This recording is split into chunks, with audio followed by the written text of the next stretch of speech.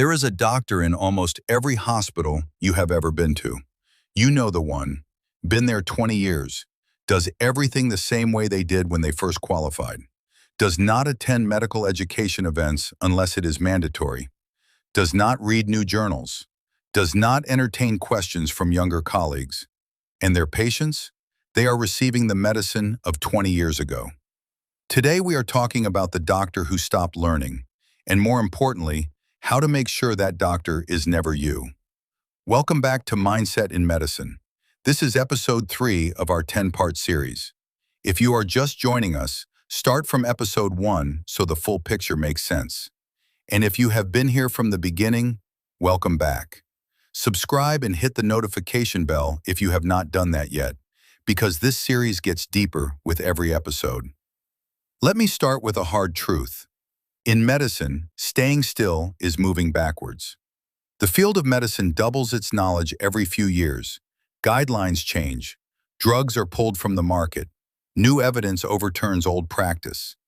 A doctor who stopped actively learning 10 years ago is practicing 10-year-old medicine in a world that has moved on, and their patients are paying the price.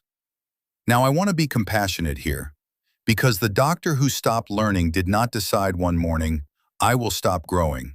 It happened gradually.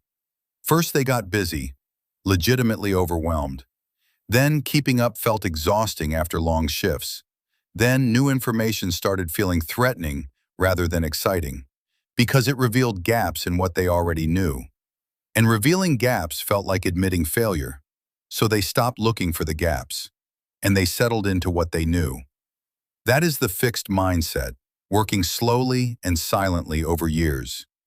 If you are finding this series valuable, take a second right now and like this video. It helps this content reach more healthcare workers around the world who need this conversation. Now, I want to introduce you to a concept that changed how I think about professional growth. It is called the 4 stages of competence. Stage 1 is unconscious incompetence. You do not know what you do not know. You are not even aware the gap exists. Stage 2 is conscious incompetence. You become aware of the gap. This is uncomfortable. This is actually where most people stop.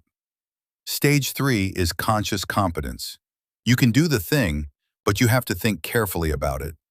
Stage 4 is unconscious competence.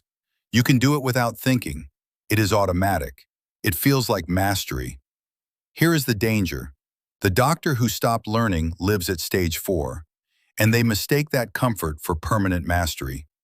But mastery in a changing field is not static. The territory keeps moving, and the doctor who stops learning slowly drifts back from unconscious competence to unconscious incompetence without ever realizing it. Let me show you what this looks like in practice. A patient comes in with symptoms of heart failure. The doctor prescribes what they always prescribe. It is what they learned. It is what they know. But new guidelines published 3 years ago now include an additional class of medication that significantly improves patient outcomes. The doctor does not know about it, not because they are a bad person, but because they stopped reading. That patient does not receive optimal care, not out of malice, out of a mindset that stopped growing. Drop a comment below and be honest with me. When did you last read a clinical journal article? Not because an exam required it, but because you genuinely wanted to know something. I want to hear from you. Now, here is what the growth mindset looks like in a qualified clinician. It looks like reading 1 journal article a week, even a short one, even a summary. It looks like attending a medical education event and actually engaging, not sitting at the back checking your phone, but asking questions, challenging assumptions, making notes. It looks like saying to a younger colleague, I saw you manage that case differently. Walk me through your thinking. Not because the younger colleague necessarily knows more, but because fresh thinking challenges your own. It looks like updating your practice when evidence demands it, even when the old way feels comfortable, even when changing feels like admitting you were wrong before. Let us talk about that last point more deeply, because it is one of the hardest things in medicine. Changing your mind based on new evidence feels like weakness to the fixed mindset. It sounds like, I was wrong. I did not know. I failed. But to the growth mindset, changing your mind based on evidence is the highest form of intellectual integrity. It sounds like, I have better information now. My practice evolves with the evidence. The doctors and scientists who have shaped medicine were not people who never changed their minds. They were people who changed their minds whenever the evidence demanded it. I want to speak to the experienced clinicians watching this for a moment. You have seen things no textbook can teach. You have clinical wisdom that is genuinely invaluable. I am not dismissing that.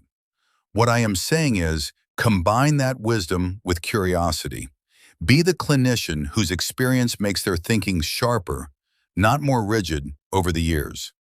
The most respected doctors I have encountered in my career were not the ones with the most answers. They were the ones who were most alive in their curiosity. Well into their careers, they still lit up when a case surprised them. They still said, I have not seen this before. Let me think about this carefully. That is the growth mindset aging beautifully in medicine.